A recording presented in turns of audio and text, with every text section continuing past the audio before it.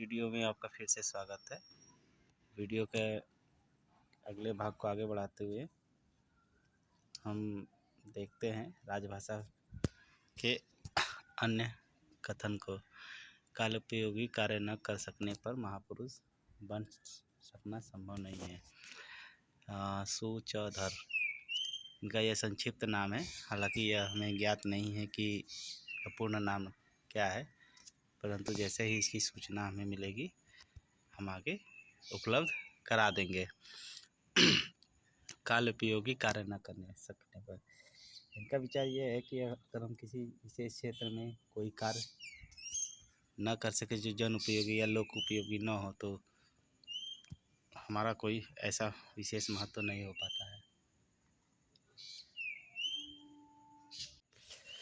मैं दुनिया की सब भाषाओं की इज्जत करता हूँ, परंतु मेरे देश में हिंदी की इज्जत न हो या मैं नहीं सह सकता। विनोबा भावे जी कह रहे हैं हिंदी भाषा को लेकर कि मैं दुनिया की सभी सब भाषाओं की इज्जत करता हूँ, परंतु मेरे देश में हिंदी की इज्जत न हो मैं सहन नहीं सकता।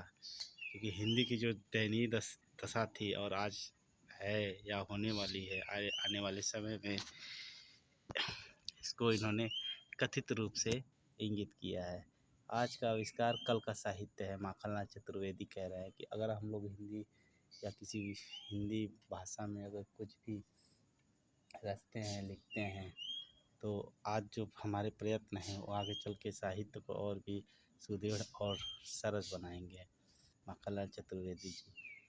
भाषा के सवाल में मजहब को दखल देने की कोई हक नहीं। राहुल सकृत्यान कह रहे हैं कि भाषा का अगर सवाल है, इनका एक कथन इस प्रकार से है कि जिस समय हिंदी और उर्दू, फारसी, अरबी आपसी द्वंद्व चल रहा था कि हमारी भाषा को लेकर कौन से रहे थे, कौन सी भाषा रहेगी, या सबसे सर्वप्रचलित भाषा उर्दू रही प्राचीन समय में, फिर फारसी रही। इसी आधार पे जब हिंदी ऊंची तो ये एक मजहबी द्वंद्व चलने लगा। फिर अंग्रेज आए, उसके बाद ईसाई मिशनरियों ने अंग्रेजी भाषा को बढ़ावा देने लगा। यहाँ की साहित्यिक गद्य रचनाओं, पद्य रचनाओं को अंग्रेजी में रूपांतरण करने लगे। उसी को लेकर राहुल सकृत्यान जी अपना मत प्रस्तुत कर रहे हैं कि भाषा के सवाल में मजहब को दखल देने की कोई ज़रूरत नहीं है। हिंदी विश्व की महान भाषा है। राहुल सकृत्यान कह रहे हैं कि हिंदी जो है विश्व की महान भाषा है। राष्ट्रीय एकता के लिए एक भाषा से कहीं बढ़कर अवश्य एक लिपि का प्रचार होना है। ब्रजनंदन सहाय जी कह रहे हैं ये राष्ट्रीय भाषा और एकता के विकास को और उसके प्रचार प्रसार को बढ़ावा दे रहे हैं। 5 मत उधर और 5 मत इधर रहने से कोई श्रेष्ठता नहीं आती। माखनलाल चतुर्वेदी कह रहे हैं कि अगर हम किसी भाषा को समर्थन दे रहे हैं तो हमें पूर्ण रूप से समर्थन देना है, हमें कोई अलगाववादी विचारधारा नहीं रखनी होगी। हिंदी भाषा और हिंदी साहित्य में सर्वांग सुंदर बनाना हमारा कर्तव्य है। डॉक्टर राजेंद्र प्रसाद जी कह रहे हैं। ठीक है। सूर्यकांत त्रिपाठी निराला कह रहे हैं कि हिंदी साहित्य की नकल पर कोई साहित्य तैयार नहीं होता है। बिल्कुल सही बात कह रहे हैं कि हिंदी साहित्य की नकल पे या ये कोई इसका नकल करे या फिर इसको देख के कोई ऐसा साहित्य किसी भाषा में तैयार करे तो यह संभव नहीं है। कहीं ना कहीं हिंदी अपनी पहचान, अपनी छाप छोड़ ही देती है। भाषा के उत्थान में एक भाषा का होना आवश्यक है, इसलिए हिंदी सबकी साझा भाषा है। पंडित कृत रंगनाथ पिल्लैयार जी कह रहे हैं कि भाषा के उत्थान में एक भाषा होना ज़रूरी है। बिल्कुल, अगर हम एक भाषा को विकास को समर्थन दे रहे हैं तो हमें एक ही भाषा की आवश्यकता है जो हिंदी सबकी साझा भाषा है। हिंदी साझा भाषा मतलब सबके द्वारा प्रिय और सबके द्वारा मानी गई भाषा। ठीक है। यदि स्वदेश अभिमान सीखना है तो मछली से जो स्वदेश पाने के लिए तड़प तड़प कर जान देती है। सुभाष चंद्र बसु जी कह रहे हैं कि जो हमें देशभक्ति या भाषा भक्ति सीखना है तो हमें उस मछली के समान सीखना होगा जो मछली और पानी के संबंध को दर्शाते हैं। इसी हिसाब से हमें भाषा और अपने महत्व को दर्शाना होगा। पिछली शताब्दियों में संसार में जो राजनीतिक क्रांतियाँ हुई, प्रायः उनका सूत्र संचालन उस देश के साहित्यकारों ने किया। पंडित वागीश्वर जी कह रहे हैं कि पिछली शताब्दी में संसार में जो राजनीतिक क्रांतियाँ हुई, उनका संचालन सूत्र उस देश के साहित्यकारों ने किया। सर्वप्रथम सही बात है, छापखाना का जो प्रयोग किया गया, समाचार पत्र, पत्र पत्रिकाएँ, दैनिक पत्रिकाएँ, साहित्य, वहाँ पे जैसे लेटर चलते थे, टेलीग्राम चलता था, इन्होंने भी बहुत बड़ी भूमिका निभाई थी हमारे क्रांति को उजागर करने के लिए। उसी को पंडित वागीश्वर जी प्रदर्शित कर रहे हैं। विजयी राष्ट्रवाद अपने आप को दूसरे देशों का शोषण कर जीवित रखना चाहता है। BC जोशी जी कह रहे हैं, हमारे देश हिंदी हमारे देश और भाषा की प्रभावशाली विरासत है। माखनलाल चतुर्वेदी जी कह रहे हैं। साधारण कथा कहानियों तथा बाल उपयोगी कविता में संस्कृत के समासिक शब्द लाने से उनके मूल उद्देश्य की सफलता में बाधा पड़ती है। रघुवर प्रसाद द्विवेदी जी कह रहे हैं कि साधारण कथा कहानियों में बाल कविता में संस्कृत के समासिक शब्द लाने से उनके मूल उद्देश्य की सफलता में बाधा पड़ती है। अगर हम हिंदी कहानी लिख रहे हैं, बाल कहानी लिख रहे हैं या साधारण कहानी लिख रहे हैं, अगर उसमें कठिन शब्द जैसे संस्कृत के तत्सम शब्द या संस्कृत के रूप शब्द शामिल हो जाते हैं तो वो और भी कठिन हो जाता है। यहाँ पे भाषा का परिवर्तन संभव हो जाता है। इसी को ये लेकर रघुवर प्रसाद द्विवेदी जी कह रहे हैं कि वह मूल उद्देश्य की सफलता से बाधा पड़ती है। हिंदुस्तान को छोड़कर दूसरे मध्य देशों में ऐसा कोई अन्य देश नहीं है जहाँ कोई राष्ट्रभाषा नहीं हो। सैयद अमीर अली मीर कह रहे हैं कि हिंदुस्तान को छोड़कर दूसरे मध्य देशों में कोई अन्य देश नहीं है जहाँ कोई राष्ट्रभाषा नहीं हो। सही बात कह रहे हैं, ये हिंदी को लेकर कह रहे हैं कि हिंदुस्तान भारत को ही छोड़कर अन्य सभी देशों को देखिए, सभी देशों की भाषा राष्ट्रभाषा एक है, परंतु हमारे यहाँ हिंदी को राजभाषा का ही दर्जा दिया और यह संघर्ष जद्दोजहद आज भी कायम है। ठीक है, इतिहास में जो सत्य है वही अच्छा है और जो असत्य है वही बुरा है। जयचंद्र विद्लांकर जी कह रहे हैं। ऐतिहासिक दृष्टि से वो भाषा और भाषा की परिस्थितियों वर्तमान कालों को लेकर वह कह रहे हैं।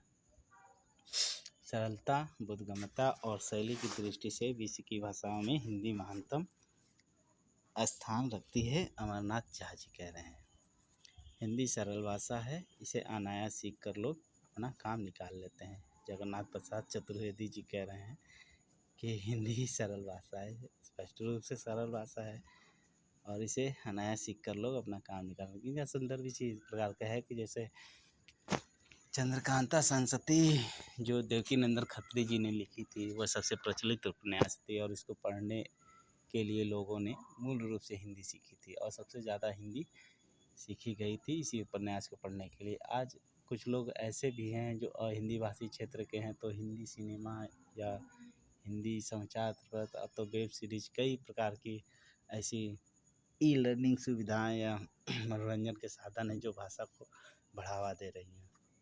तो ये काम चलाऊ भाषा एक तरह से कह रहे हैं कि बस हाँ, काम चलने भर सीख लिया तो सीख लिया, इसी को ये इंगित कर रहे हैं। एक भाषा का प्रचार रहने पर केवल इसी के सहारे यदि लिपिगत भिन्नता न हो तो अन्याय राष्ट्र गठन के उपकरण आ जाने संभव हो सकते हैं। अयोध्या प्रसाद वर्मा जी कह रहे हैं। ठीक है, लिपिगत भिन्नता और अन्याय राष्ट्र गठन भाषा के आधार पर कह रहे हैं।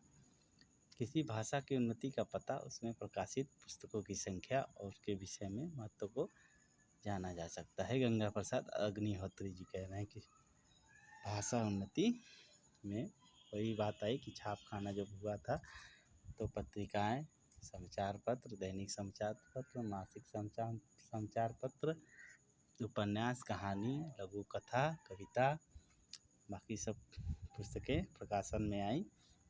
यह भाषा की उन्नति में महत्वपूर्ण स्थान रखती हैं। जीवन के छोटे से छोटे क्षेत्र में हिंदी अपना दायित्व निभाने में समर्थ है। पुरुषोत्तम दास टंडन जी कह रहे हैं। संसार में देश के नाम से भाषा को नाम दिया जाता है। वही भाषा वहाँ की राष्ट्रभाषा कहलाती है। ताराचंद्र दुबे जी कह रहे हैं, संसार में देश का नाम भाषा के नाम से दिया जाता है। वही भाषा वहाँ की राष्ट्रभाषा कहलाती है। इसी प्रकार से जैसे कह रहे हैं कि चीन का नाम चीन में चीनी भाषा बोली जाती है, जापान में जापानी, तुर्की में तुर्क। इसी प्रकार से अन्य देशों के साथ पे हिंदुस्तान की भाषा हिंदी। इसी को यह इंगित या संदर्भित करना चाह रहे हैं। सर्वसाधारण पर जितना पद्य का प्रभाव पड़ता है उतना गद्य का नहीं। राजा कृत्यानंद सिंह कह रहे हैं, सही कह रहे हैं कि जितनी कविता का प्रभाव पड़ता है उतना गद्य का नहीं, क्योंकि गद्य का स्वरूप व्यापक है, बड़ा है। और कविता में आप छोटे से अंश में आप बहुत बड़ी बात कह सकते हैं। जो गुण साहित्य की जीवनी शक्ति के प्रधान सहायक होते हैं उनमें लेखकों की विचारशीलता प्रधान है। नरोत्तम दास व्यास कह रहे हैं, साहित्य की जीवनी और भाषा की विचारशीलता को प्रधान माना है, वो भी भाषागत के आधार पर। नरोत्तम दास व्यास जी। भाषा और भाव का परिवर्तन समाज की व्यवस्था और आचार विचार से अधिक संबंध रखता है। बद्रीनाथ भट्ट। भाषा और भाव का परिवर्तन समाज की व्यवस्था आचार विचार को प्रदर्शित कर रहे हैं। साहित्य पढ़ने से मुख्य दो बातें तो अवश्य प्राप्त होती हैं, अर्थात मन की शक्तियों को विकास और ज्ञान पाने की लालसा। बिहारी लाल चौबे जी बोल रहे हैं, साहित्य को लेकर बता रहे हैं कि साहित्य पढ़ने से मुख्य दो बातें अवश्य प्राप्त होती है, मन की शक्ति का विकास और ज्ञान पाने की लालसा। मन्नन द्विवेदी कह रहे हैं कि देवनागरी और बंगला लिपियों के साथ मिलाकर देखना है। ये अपने आधार पे अपने समकालीन समय को भाषा के आधार पे बंगाली भाषा और देवनागरी भाषा हिंदी को देखकर ही पूर्ण रूप से चल रहे हैं। है भव्य भारत की हमारी मातृभूमि हरी भरी, हिंदी हमारी राष्ट्रभाषा और लिपि है नागरी। मैथिली सरल गुप्त अपनी कविता के माध्यम से देशभक्ति और हिंदी राष्ट्रभाषा और लिपि देवनागरी को स्वीकार कर रहे हैं। संस्कृत की विरासत हिंदी को तो जन्म से ही मिली है। राहुल साकृत्यायन जी कह रहे हैं कि संस्कृत की विरासत हिंदी को जन्म से ही मिली है। इन्हें संस्कृत से ही तो हिंदी आई है। इसी को वह स्वीकार कर रहे हैं कि हिंदी की जितनी भी व्याकरणिक शैलियाँ हैं, नियम है, नियमावली है, सभी संस्कृत से ही तो आए हैं। यहाँ अन्यत्र कहीं कोई नहीं मिला है। यह राहुल साकृत्यायन जी के द्वारा कहा जा रहा है। कैसे निज सोए भाग को कोई सकता है, जगह जो निज भाषा अनुराग का अंकुर नहीं उर में जो उगा। हरिऔध जी कह रहे हैं कि कैसे कोई जगा सकता है जो खुद से भाषा के अंकुर को नहीं अपने हृदय में जगा सकता है, या खुद स्वयं से हिंदी सीखने या हिंदी किसी भी भाषा को बोलने या लिए उत्सुक न हो, या जिज्ञासा पैदा न करता हो। हिंदी में हम पढ़े लिखे हिंदी ही बोलें। जगन्नाथ प्रसाद चतुर्वेदी प्रचार प्रसार को बढ़ावा दे रहे हैं। जिस वस्तु की उपज अधिक होती है उसमें से बहुत सा भाग फेंक दिया जाता है। ग्रंथों के लिए भी ऐसा ही हिसाब है। गिरिजा कुमार घोष जी कह रहे हैं, एकदम बिल्कुल सटीक और अच्छी बात कही है। अगर हिंदी की बहुतायत रचना शामिल हो जाती हैं, अन्यत्र कई भाषाएं देखने को मिलती हैं, तो ये जब बहुत भारी संख्या में हो जाती हैं तो लोगों के मन में एक उबाऊपन आ जाता है। यही वो कहना चाह रहे हैं कि जिस वस्तु में उपज अधिक होती है तो उसमें बहुत सा भाग फेंक दिया जाता है। ग्रंथों के लिए भी ऐसा हिसाब है और कुछ भाग को ही शामिल किया जाता है। बंगला वर्णमाला की जांच से मालूम होता है कि देवनागरी लिपि से निकली है और इसी का सीधा साधा रूप है। रमेश चंद्र दत्त कह रहे हैं ये बंगला का विकास भी देवनागरी से मानते हैं, क्योंकि यहाँ की लिपि और हिंदी का समानांतर देखने को मिलता है। वास्तव में वेशभाषा आदि के बदलने का परिणाम यह होता है कि राष्ट्र गौरव नष्ट हो जाता है और देश का जातीय गुण मिट जाता है।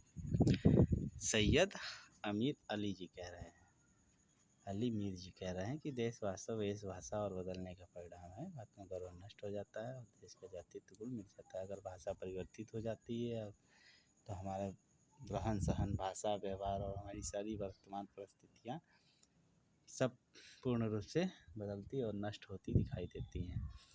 गिरीन्द्र मोहन मित्र कह रहे हैं दूसरों की बोली की नकल करना भाषा के बदलने का एक कारण है। हम सटीक बात कहा है कि दूसरों की बोली की नकल करना। ये इसको हम इस संदर्भ में ले सकते हैं कि अगर हम हिंदी में कोई भी भाषा लिख रहे हैं, कि आज भी कुछ लोग अगर हिंदी लिख रहे हैं तो HINDI लिख रहे हैं, न कि हिंदी लिख रहे हैं। हिंदी वर्णमाला देवलिपि में नहीं लिख रहे हैं। इसी आधार को यह बोल रहे हैं कि दूसरों की बोली की नकल करना भाषा के बदलने का कारण है। समालोचना ही साहित्य मार्ग की सुंदर सड़क है। मामा गिरधर शर्मा चतुर्वेदी जी कह रहे हैं समालोचना साहित्य मार्ग की सुंदर सड़क है। यह समालोचना किसी भी भाषा या किसी भी क्षेत्र की आलोचना समान रूप से गलत सही और सही गलत का पूर्ण आकलन ही समालोचना है। इसी को गिरधर शर्मा चतुर्वेदी जी बताना चाह रहे हैं। नागरी वर्णमाला के समान सर्वांगपूर्ण और वैज्ञानिक कोई दूसरी वर्णमाला नहीं है। बाबूराव विष्णु पराड़कर जी कह रहे हैं। यह नागरी लिपि वर्णमाला को वैज्ञानिक दृष्टि से प्रमाणित कर रहे हैं। अन्य देश की भाषा ने हमारे देश के आचार व्यवहार पर कैसा बुरा प्रभाव डाला है। अनादिनंदन बंदोपाध्याय कह रहे हैं अन्य देश की भाषा, जैसे हमारे देश में अंग्रेजी धीरे धीरे प्रभावित कर रही है हिंदी भाषा को हिंदी की लिपि को प्रभावित कर रही है, व्याकरण को प्रभावित कर रही है। आज हम लोग जब भी मोबाइल या कंप्यूटर में टाइप करना चाह रहे हैं तो हम लोग हिंदी लिपि में टाइप नहीं करना चाहते हैं। खासकर हम लोग सोच रहे हैं कि क्यों ना हमारी भाषा आसान हो जाए और भी आसान हो। इसी सरल और आसान के चक्कर में हम लोग भाषा की लिपि को भूल रहे हैं। वही इनका कहना है। व्याकरण चाहे जितना विशाल बने परंतु भाषा का पूरा समाधान उसमें नहीं हो सकता है। अनंतराम त्रिपाठी जी कह रहे हैं ये व्याकरण को ही के आधार पर भाषा को देख रहे हैं कि कितना ही विशाल अगर किसी भी भाषा का व्याकरण हो तो वो कहीं ना कहीं अधूरा रहता है। उसमें त्रुटियाँ आती हैं, बदलाव आते हैं। यह बदलाव समय के आधार पे आते हैं। समय के आधार पे उसमें बदलाव होना क्योंकि कुछ शब्द समय के अनुसार परिवर्तनशील है। स्वदेश प्रेम, स्वधर्म भक्ति और स्वावलंबन आदि ऐसे गुण हैं जो प्रत्येक मनुष्य में होने चाहिए। राम जी लाल शर्मा जी कह रहे हैं भाषा, देशभक्ति, स्वधर्म भक्ति और स्वावलंबन की बात कर रहे हैं। ठीक। राय देवी प्रसाद जी कह रहे हैं गुणवान खान खाना स्वदेश प्रेमी हो गए रसखान और अश्लील से हिंदी प्रेमी हो गए। राय देवी प्रसाद जी कह रहे हैं कि खाना खान जो थे और रसखान जी हिंदी के ऐसा वर्णन किए हैं जो अन्यत्र कोई कभी नहीं कह सकता है। यही उनका कहना है। गणपति जानकीराम दुबे जी कह रहे हैं कि वैज्ञानिक विचारों के पारिभाषिक शब्दों के लिए किसी विषय के उच्च भावों के लिए संस्कृत साहित्य की सहायता लेना कोई शर्म की बात नहीं। यह हिंदी के समर्थन में संस्कृत व्याकरण या संस्कृत साहित्य के साथ साथ अन्यत्र विषय की भी सहायता ले रहे हैं, क्योंकि पारिभाषिक शब्द या फिर किसी विषय के विकास या उसके ऐतिहासिक दृष्टि को देखना बहुत ज़रूरी होता है। ठीक है। गणपति जानकीराम दुबे जी। हिंदुस्तान के लिए देवनागरी लिपि का व्यवहार होना चाहिए, रोमन लिपि का व्यवहार यहाँ हो ही नहीं सकता। महात्मा गांधी कह रहे हैं रोमन लिपि के आधार पर वही है। हिंदी और इंग्लिश के समर्थन में महात्मा महात्मा गांधी जी कह रहे हैं हिंदुस्तान के लिए देवनागरी लिपि का ही व्यवहार होना चाहिए, रोमन लिपि का व्यवहार यहाँ हो ही नहीं सकता। श्री रामायण और महाभारत भारत के ही नहीं वरन पृथ्वी पर भर के अनमोल महाकाव्य सर्जा कुमार घोष जी कह रहे हैं। यह बिल्कुल सही कह रहे हैं। हिंदी किसी के मिटाने से नहीं मिट सकती, चंद्रवली पांडे। भाषा की उन्नति का पता मुद्रालयों से भी लग सकता है। गंगा प्रसाद अग्निहोत्री। मुद्रालयों, इनका ये कथन है कि भाषा की उन्नति का पता मुद्रालयों से भी लग सकता है। यह जैसे हम किसी पत्रिका या समाचार पत्र के विकास या आदि के प्रचलन की बात को उन्होंने समर्थन दे रहे हैं कि हो सकता है। गंगा प्रसाद अग्निहोत्री जी भारतवर्ष मनुष्य जाति का गुरु है। विनय कुमार सरकार, इन्होंने प्राचीन ऐतिहासिक दृष्टि से को देखते हुए ही भारत को मनुष्य जाति का गुरु कहा है। इसलिए यहाँ क्या कि यहाँ की सभ्यता सबसे पहले सबसे सुदृढ़ और शक्तिशाली थी। ही हृदय तंत्री की तान पर नीरव गान गाने से न किसी के प्रति किसी की अनुकंपा जागती है और न कोई किसी का उपकार करने पर ही उतारू होता है। रामचंद्र शुक्ल जी कह रहे हैं। ठीक, निज भाषा उन्नति है सब उन्नति को मिल।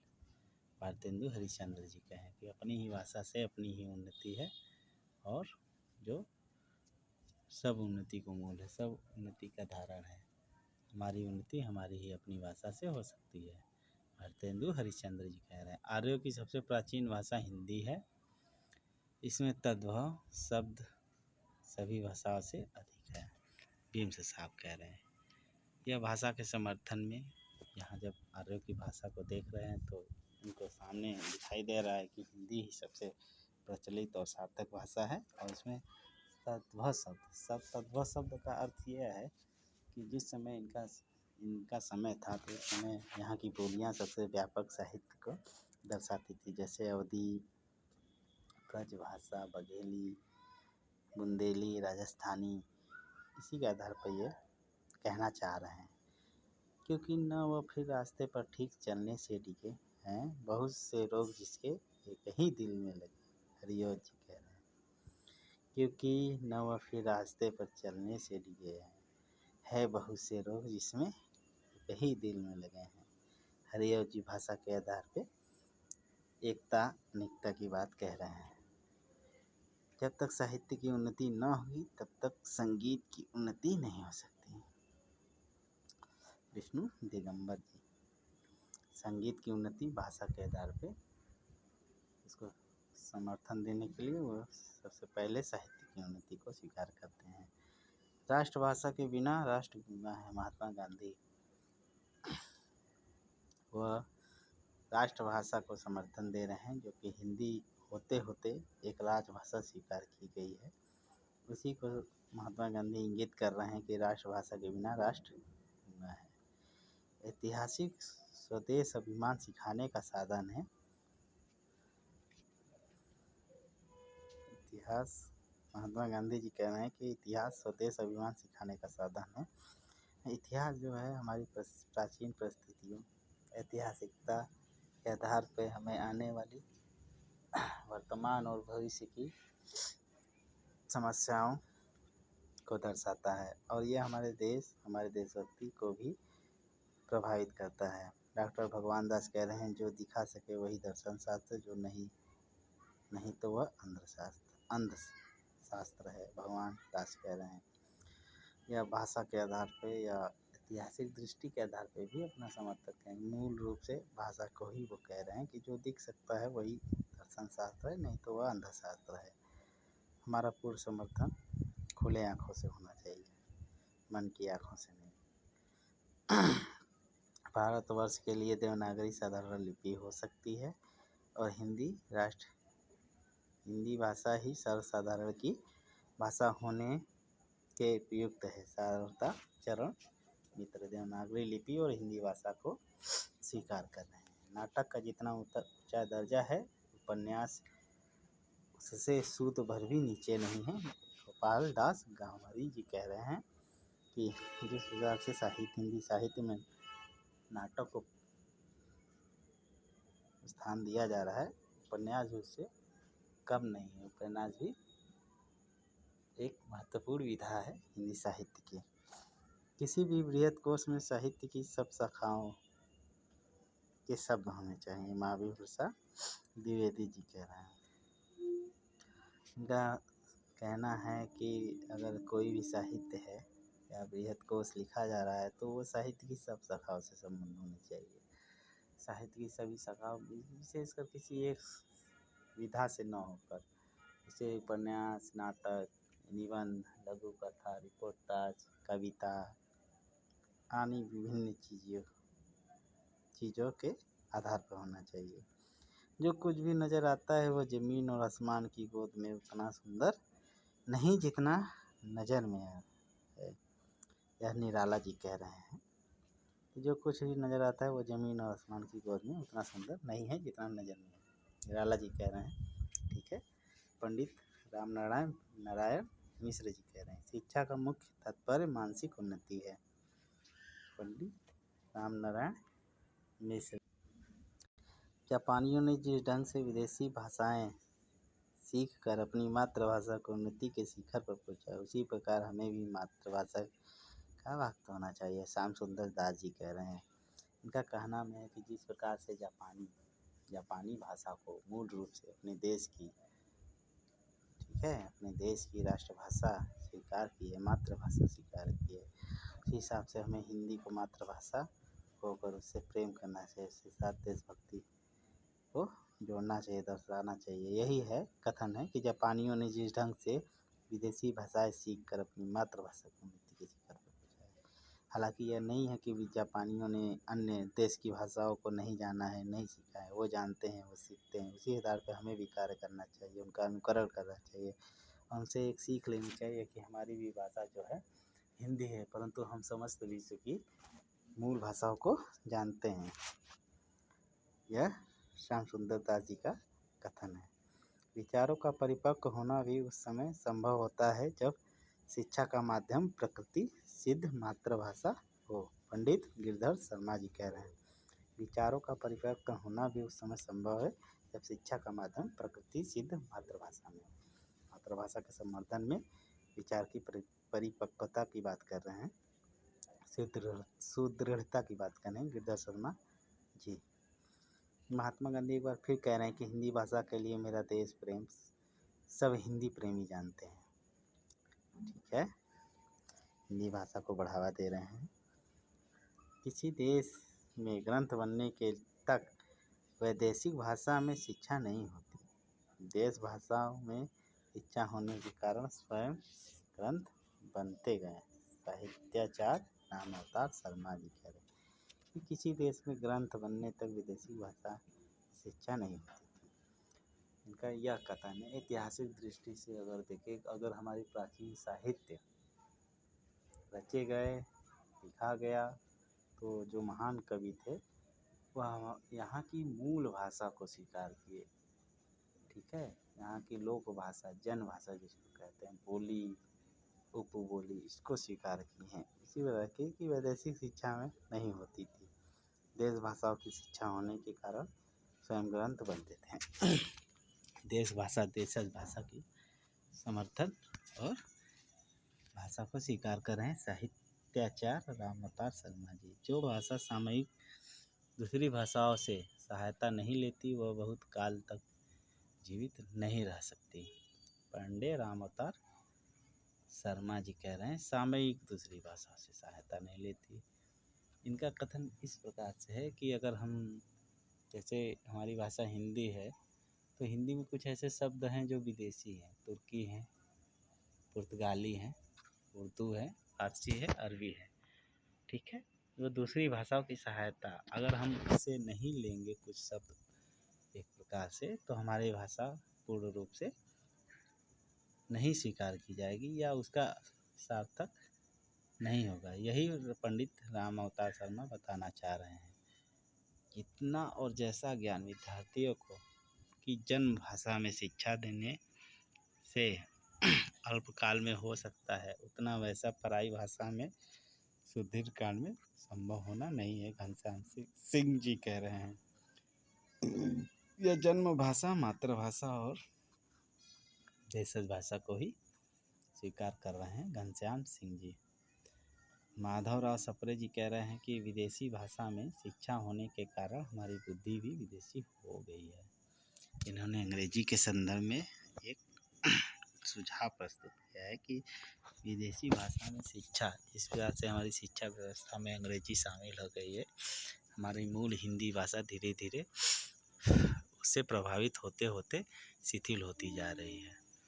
उसी को ये कह रहे हैं कि विदेशी भाषा में शिक्षा होने के कारण हमारी बुद्धि भी विदेशी हो रही है। क्योंकि अगर किसी भाषा को अगर हम सीखते हैं तो उसकी संस्कृति को भी सीखते हैं, उसकी ऐतिहासिक दृष्टि को सीखते हैं। अगर हम उसकी ऐतिहासिक दृष्टि को सीखेंगे तो हम उस भाषा के मूल स्थान को देखेंगे, वहाँ की संस्कृति में वह भाषा कैसे विकास करती है, यह हमें स्वतः ही पता चल जाता है। उसकी संस्कृति का अध्ययन न करते हुए भी हम उस भाषा की संस्कृति को ग्रहण करने लगते हैं और हमारे मूल देश की भाषा को धीरे धीरे करके हम छोड़ते चले जाते हैं। यही माधवराव सप्रे जी कहना चाह रहे हैं। अगर आपको यह वीडियो पसंद आए तो लाइक करें, सब्सक्राइब करें और शेयर करें। धन्यवाद।